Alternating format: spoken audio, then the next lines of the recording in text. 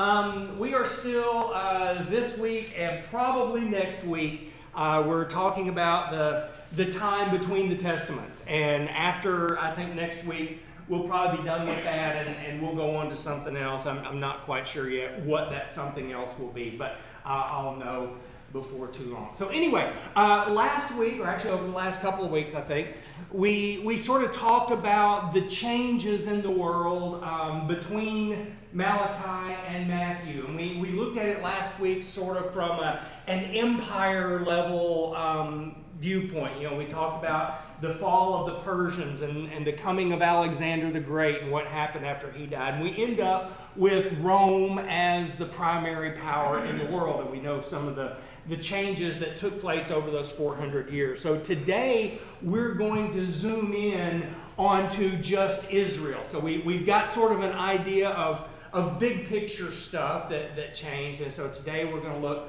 a little closer to home. And we're going to look at some groups and sort of where they came from. These are words that we're familiar with now. These are New Testament words. We're going to look this morning at the Pharisees. We're going to look at the Sadducees. We're going to look at the Essenes. That's one you may or may not have heard of before. We're going to talk about that thing called the synagogue and sort of where it came from and its importance. And we're going to end up at the end with a slide or two about the temple. So that's where we're headed this morning. So to lay some groundwork, let's talk about all three of these groups at the same time. Pharisees, Sadducees, and Essenes. They are Jewish sects. S-E-C-T-S. You've got to be real careful some days how you pronounce that word. A sect, the official definition of it, is a religious group that distinguishes itself from a larger group by a certain set of beliefs and practices. One of the hallmarks of a sect tends to be the mindset of we are right and everybody else is wrong, or at the very worst case, we are at least righter than everybody else. So there is a mindset within a sect of it's us and nobody else. Of course, you understand that's where we get the word sectarian. And of course, that's a bad word. If someone's sectarian, they're very exclusive, almost to the point of being arrogant about it. Well, that kind of fits because that's sort of the definition of a sect. Now, it's not always a bad thing. When we use the word academically, it's not a bad thing. We're just talking about a recognized subgroup. Early on, Christianity was thought of as a sect or a subset of Judaism that was distinct from the larger group of Jews because they did things a little differently. And so, that's the idea here. Think of these groups as denominations. Although, I put it up there. Denominations, but in the very hard-line sense. I think in the modern world, most, not all, most denominations will express a belief, something like, we're Christians, but we're not the only Christians. Well, when it comes to these Jewish denominations or Jewish sects, they would say something to the effect of, we're Jews, but we're not the only Jews. However, we are the only Jews that have it right. So that's the kind of mindset that we're dealing with. And as we talk about this morning where these groups came from, you'll sort of see where that mindset came from as well. Okay, let's start with a group called the Pharisees. We've all heard about the Pharisees, and we know that Pharisee is a bad word. It's an ugly word. You don't want to be a Pharisee. Well, they were this sect, and sort of their hallmark, the thing that set the Pharisees off from everybody else, was a very strict adherence to Mosaic law. They said, if we can just follow the law perfectly, then we will be God's definition of His people. And so they sought to do the things that please God. Now, that mindset is not a bad mindset. I mean, if you said, I want to live my life in such a way that God is pleased with me, that's not a bad thing. Now, we know from the New Testament that they took it a little too far. And I'll give you my favorite example of the Pharisees taking it too far. Of course, you know the Jewish day begins at sundown. And so on the Sabbath, there's certain things you can't do and certain things you must do. And so the Pharisees said, okay, we've got this list of things we can't do on the Sabbath. When does the Sabbath start? Well, it starts at sundown on Friday. Okay, when is sundown? Is it when the sun goes past noon? Well, no, that's obviously still during the day. Is it when the sun touches the horizon? Well, the sun's still up at that point. Well, is it when the sun's at the halfway point? Or is it when the sun finally drops below the horizon? They say, well, I don't know. It's still kind of light out. Maybe it's still day. And so the Pharisees decided that it was officially sundown when you could hold a blue thread and a black thread at arm's length, and when you couldn't tell them apart, it was dark enough at that point that it's obviously sundown. And that's when the Sabbath starts. Okay, you can see they took it a little far. They got a little legalistic with it. Again, best of intentions. And this group as a whole starts around 150 BC. Now, if you remember what's going on, it's in the 160s and 150s BC that the Jewish revolt happens. Remember, Antiochus Epiphanes has come in and sacrificed a pig on the altar, and the Maccabees rise up and push everybody out. It's where, they rededicate the temple. That's where Hanukkah started and all that. It's a time of intense Jewish nationalism. And so the Pharisees, who seem to be priests, say, okay, we're trying to be Jews and we're trying to make another Jewish nation here. And so that's sort of their motivation. We've got to get it right this time.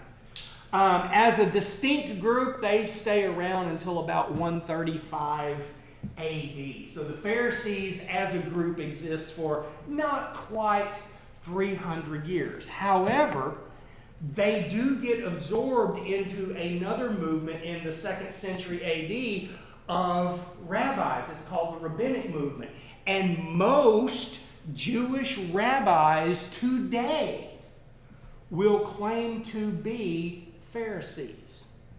Now, most of them today are not going to be, the hardline kind of Pharisees that we read about in the New Testament. Some of them sure are. But they will claim that lineage. And so in a real sense, Pharisees are still around. In fact, after the temple gets destroyed in about 70 AD, it is the Pharisees who really, for the next almost 100 years, are the voice of Judaism. In about 90 or 95 AD, there's a big meeting of rabbis at a little town outside Jerusalem called Yavne, or some people will call it Jamnia.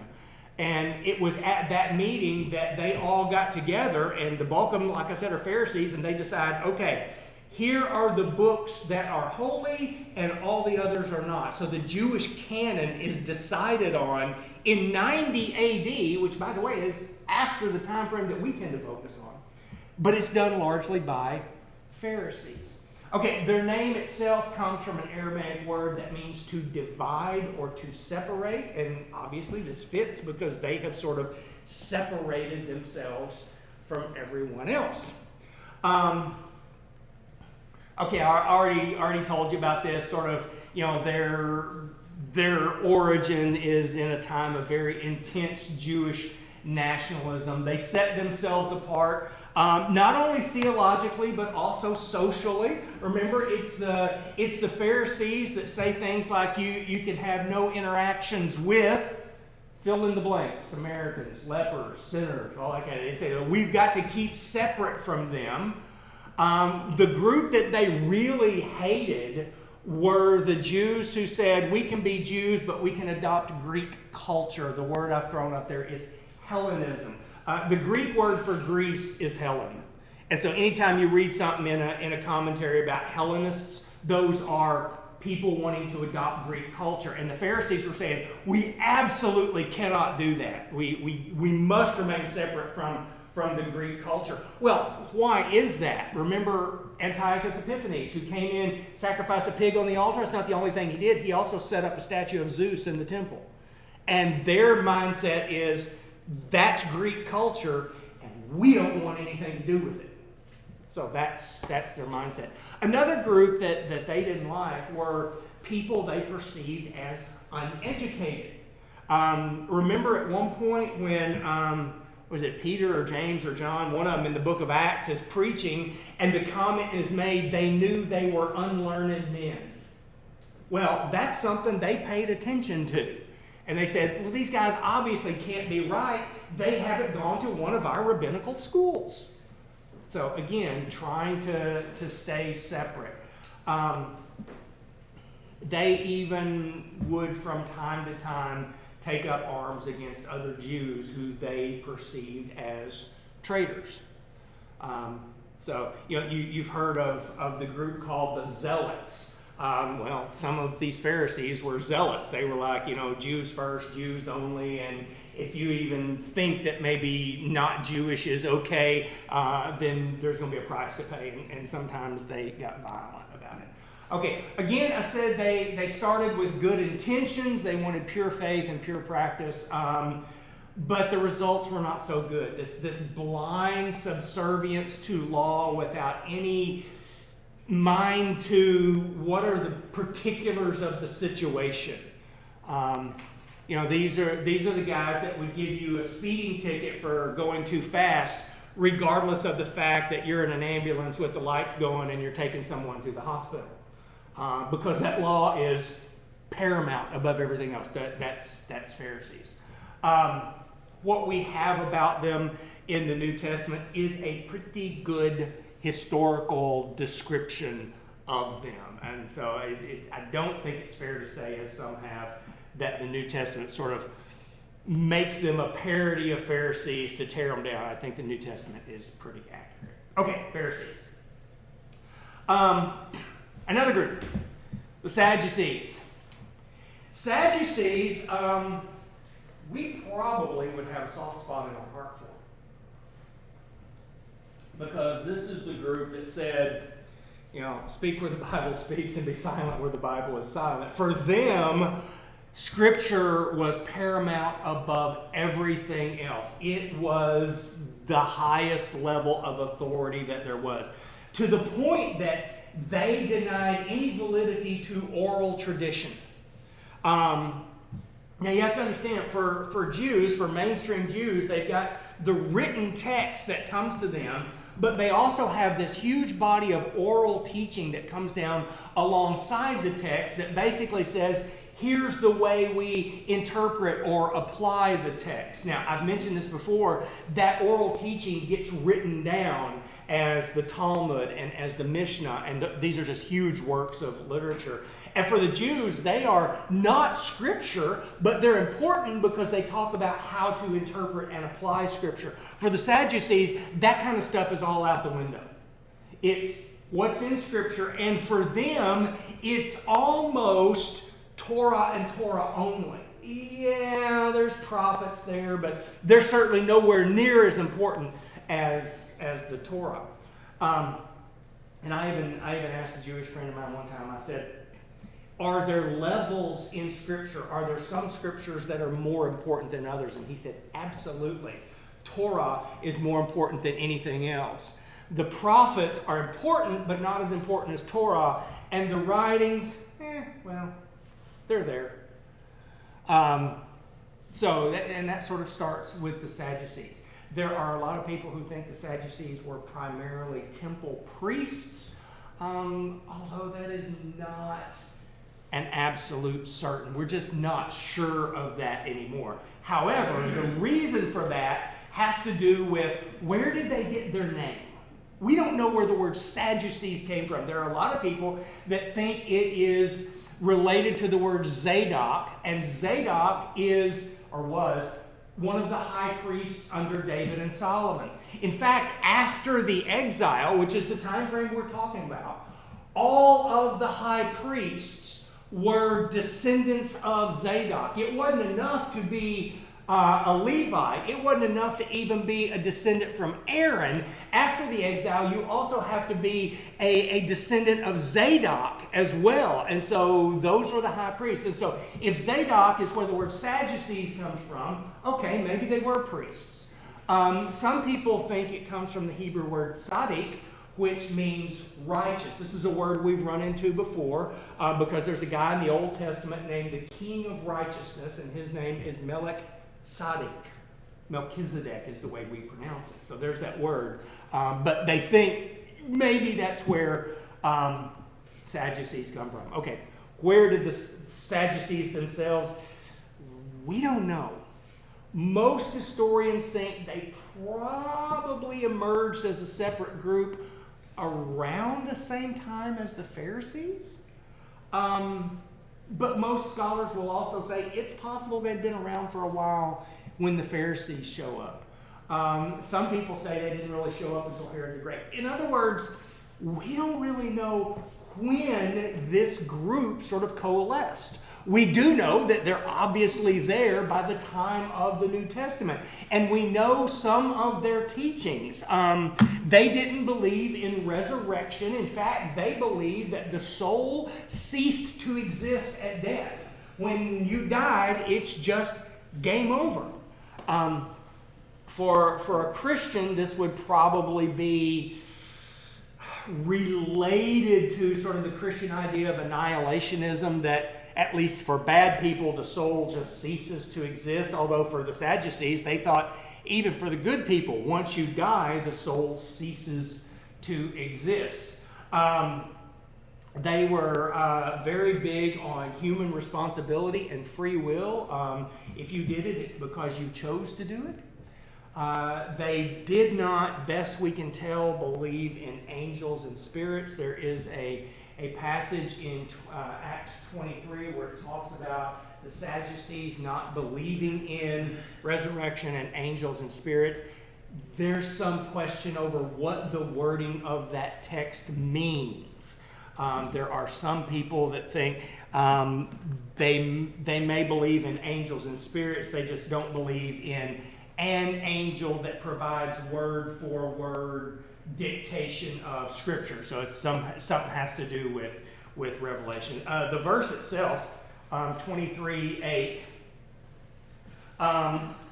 The Sadducees say there is no resurrection, nor angel, nor spirit, but the Pharisees acknowledge them all. Okay, that's ESV, and it's not a very good translation. The Greek there says the Pharisees acknowledge both.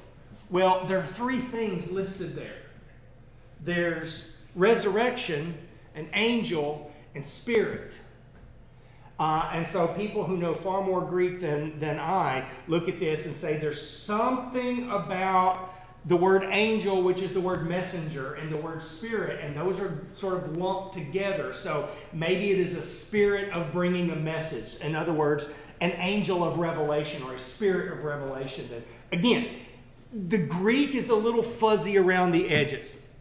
Okay, back to the Sadducees. There's stuff we take for granted that apparently they just completely threw out the window. Resurrection being the big one. So, they're a little weird. In fact, there's the scene in Acts where Paul is on trial, and he sort of makes a couple of comments about resurrection, and he does it very intentionally to get the Pharisees and the Sadducees fighting with one another, which I think is just absolutely hilarious on Paul's part. He got the attention off of him and got them to end fighting. So, okay. One more group. Called the Essenes. You may or may not have heard of the Essenes. We'll talk about why they're important here in a minute. They exist from basically the 2nd century BC, which again, around the 150s. A lot of groups show up during this time of intense Jewish nationalism, down to around the 1st century AD. Now, this group is not mentioned in the New Testament. This group is also not mentioned in rabbinic literature. We know about them from some historical accounts, like Josephus and people like that. But that's it. The Jews themselves, the rabbis, seem to ignore this group altogether. Now, the name itself, Essenes, may come from the Hebrew word Hasidim, which means pious ones. And by the way, there are still Hasidic Jews today. If you've ever seen the picture of the Jews, like in New York, the guys wearing the long black robes, they've got the little curly sideburns, and they're standing there with their prayer books like this. Those are Hasidic Jews. And they are to the Jewish community what we might think of when we hear the word Amish. They're very, very regulated in their lives. They have adopted sort of an older version of the faith that they keep alive. And it's possible that this ancient group may have given rise to the Essenes. It is possible the Essenes are also the Pharisees came from that same group, because there's this focus on piety and separateness. Again, this whole mess with Antiochus Epiphanes desecrating the temple gave rise to some of these very intensely Jewish sects. The Essenes were highly ascetic. The word ascetic means, it's hard to define. It's like depriving themselves for righteousness' sake. In other words, think about a monk. They eat sparingly, they don't talk, they work hard. Life is rough, but they've done it to themselves willingly because they believe it brings them closer to God. That is ascetic. The Essenes seem to have been ascetic. They were certainly separatists. They were very non-political. They didn't want to get involved in all of the temple politics that were going on or the national politics that were going on. Josephus says there were Essenes in all the towns. Now, that's interesting because we're going to talk about sort of one of the main groups of Essenes here in a minute. They weren't in a town. They were very isolated. Their beliefs, very, very strict observance of the Torah. Some of their writings, they believed that they were the one and only faithful remnant of Jews. All these other people calling themselves Jews didn't really count. They shared this notion with the Sadducees that the oral tradition wasn't worth anything. In other words, for them, it was just Torah. Okay, why do we even mention them since they seem to be so uninvolved? The Essenes were probably the group that established a community out by the Dead Sea called Qumran. And one of the things that Qumran did was they found everything they could find that was written down, and they preserved it. They wrote it down on scrolls, they put it in clay jars, they sealed it in clay jars, they put it in a cave, and they forgot about it until 1949 when the Dead Sea Scrolls were found. So it is thanks to the Essenes that we have our oldest copies of the Hebrew Bible, because some of their scrolls date to 100, 150 BC. So, I mean, even early on in their existence, they are preserving these manuscripts. And so we owe a great debt. Until the Dead Sea Scrolls are found, our oldest copy of the Old Testament dated to about the year 1000 AD. Now, thanks to the Essenes, our oldest manuscript dates to about 150 BC. They added 1,000 years. Now, don't let that throw you. The only change that happened to the text over that 1,000 years were a couple of spelling changes. The text was remarkably well preserved, but we do get this more ancient witness thanks to the Essenes. Okay, very quickly I want to talk about one more concept, and that is the idea of synagogue. The synagogue is the place for assembly and worship by the Jews. It developed during the exile. Why? Well, Jews wanted to get together, they wanted to study, they wanted to worship, but they weren't in Jerusalem and they couldn't go to temple. So they said, hey, let's all get together over at the local rabbi's house and have a Bible study. And that's really how synagogue started. Synagogue itself, interestingly enough, is a Greek word, not a Hebrew word, and it simply means a gathering place. Later on, it came to mean that group that was gathered. It started out the synagogue was the building, and later the synagogue were the people who gathered in the building. The word is used all over the New Testament, but there's one very interesting place that it's used. I want to read this to you. James chapter 2, verse 2. If a man wearing a gold ring and fine clothing comes into your assembly, and a poor man in shabby clothing also comes in, and if you pay attention to the one who wears fine clothing, okay, you know the passage, blah, blah, blah. That word there in James 2, verse 2, assembly. We might, as Christians, look at that and think that's the word for church or assembly, ecclesia. It's not. That's the word for synagogue. Now, James is very intentionally writing to Jewish Christians, which may be the reason he used this word, but he's talking about the assembly itself. If they come into your synagogue, and there's a poor man and a rich man, and so, he's talking to Christians here and talking about them meeting in a synagogue. So it's one of those interesting words. In the Old Testament, it is nowhere described, inferred, nor commanded. Which really raises the question, do we need book, chapter, and verse for everything we do? Because Jesus very freely went to synagogue and participated in synagogue. And yet it is nowhere in the Scripture. It's certainly not in the Torah. But it's not anywhere else in the prophets or the writings or anything like that. Paul sought out synagogues to evangelize in because Jews were always his first audience, and where better to find a Jew than the local synagogue? And because of that, the early church very likely grew out of the synagogue, so we should expect to find similarities between early Christian gatherings and first century Jewish gatherings. The synagogue was the focal point of Jewish life by the first century, both in Judea and in the rest of the world. So even in Judea, where they had temple, they also met in synagogues. And that's still today. You go to any big city today that has a Jewish presence, and they will have synagogues, just like the Christians will have church buildings. It is the focal point of Jewish life. Synagogue worship became standardized and formalized after 70 AD. Do we all know why 70 AD is important? That's when the Romans destroyed the temple. So after 70 AD, there is no more temple.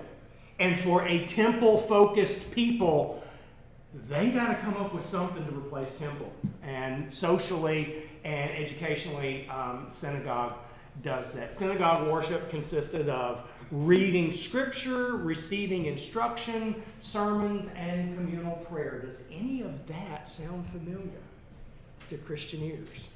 Again, church seems to have developed, at least in its earliest stages, from synagogue. Okay, with that having been said, I want to finish with just a little bit about temple. I found a quote in a late BC Jewish commentary. The rabbi said this. By the way, rabbi is just a Hebrew word that means teacher. The rabbi said, Israel is the center of the world. And think about that for a second. That is true. For them, that is true spiritually. But in the ancient world, that was also true geographically. If you were going from anywhere to anywhere else, you almost had to pass through Israel. If you were going from Egypt to Syria or from Rome to India, or you just about had to go through Israel. And so in a very real sense, Israel is the center of the world. Jerusalem is the center of Israel. And the temple is the center of Jerusalem. So for the Jewish mindset at the time, temple is the focal point. It is the center point of all of God's creation. And that wasn't just true geographically. For them, that was true morally, educationally, spiritually, ritually. Temple was the focal point of Jewish life. It was that important. It's why they fought a war over what happened in the temple. It's why when Antiochus Epiphanes comes in and desecrates the temple in 168 BC, that is what pushes the Jews over the edge to fight a full-blown war to kick everybody else out. That's what sets off this wave of Jewish nationalism that gives rise to the Pharisees and the Sadducees and the Essenes, and really sets the stage for the religious world that we see in Matthew 1. Didn't they become their own country at Yes. that time? Yes. From about 160 on up through about 60-something. They are an independent nation, yeah. And it all happened because someone desecrated the temple. Temple is that important to them. And again, that's why Judaism fundamentally changes after 70 AD, because all of a sudden that thing that defined them is no longer there. Okay. Next week, which is going to be our last week on the Intertestamental Period, we're going to look at some of the literature of the day from the Apocrypha, which is books that some other groups have in their Old Testaments that we don't typically use, to books that were not even included in other people's Old Testaments, but were written in this time frame to sort of give us an understanding of sort of the mindset of this time frame. So next week, we're going to look at some excerpts from books that were written around this time. And at that point, we're going to be done with Intertestamental Period. And I don't know where we're going to go next. If you've got something you want to talk about, let me know. Otherwise, in the next few days, I've got to come up with a topic because it gives me 2 weeks to start putting notes together. And quite frankly, I like a little more time than that. But anyway, that's where we are. Questions or comments? At the time of Christ, were you if you were Jewish, were you either a Pharisee or a Sadducee? Or was there like the average everyday Jewish person? What were they? I mean, I'm just trying. Yeah, no, it's a very good question. There probably was the average everyday Jewish person, and most Jews probably said, "Oh, you know, I like it when the Pharisees say this, but I also like it when the Sadducees say this." So there was probably Joe Jew who lived down the street who wasn't a Pharisee and wasn't a Sadducee and wasn't in the scene. He was just trying to live his life and do the best he could, and probably didn't identify with any group, but at the same time probably wasn't 100% opposed to any group. So yeah, the people who are the Pharisees are a subset. The Sadducees are a subset. And then you've got the broader group of Jews around that. Yeah, good question. And weren't the Essenes pretty much wiped out in Masada? Yeah, they pretty much ceased to exist right around 80, 68. There's 70. 68, 70. Right. There are a few that still exist after that, but they don't last long. If the Hasidic Jews are derived from the Essenes, do they think they're the only Jews today? Do they have that mindset? Okay, it's the other way around. The Essenes are probably a subset of the Hasidics. Oh. But the Hasidic Jews today, I don't know that they're going to say they're the only Jews. They are very much committed to the fact that the way they're doing it is right and the way, and they're certainly righter than the other Jews. Now, having said that, most people, whether they say it or not, probably have that mindset, because if I thought that group over there was righter than me, I would go be a part of that group. And so most people are in the groups they're in because they think we at least are more right than, but for the modern Hasidics, they kind of have a we are the Jews mindset. Now keep in mind that modern Judaism is terribly, terribly fractured, from the Hasidics on one end to liberal Jews on the other end, who are Jewish by heritage only and possibly even deny the existence of Yahweh. So, I mean, there's a broad spectrum of modern Jews. Were all priests Pharisees or No. Okay. So the Antiochus is the one that put in the first high priest that was not from the Levite, if I remember. Herod. Yeah. Herod was one of the, well, Herod and the Romans were working together, and they, at that point, they start dictating who can and can't be the high priests. That's why in Jesus' story, you get two high priests. You get Annas and Caiaphas. Caiaphas was the guy that the government appointed. Annas was the guy that the Jews recognized. And so you kind of had two high priests, one that was official and one that everyone looked at and said, can we do what he said?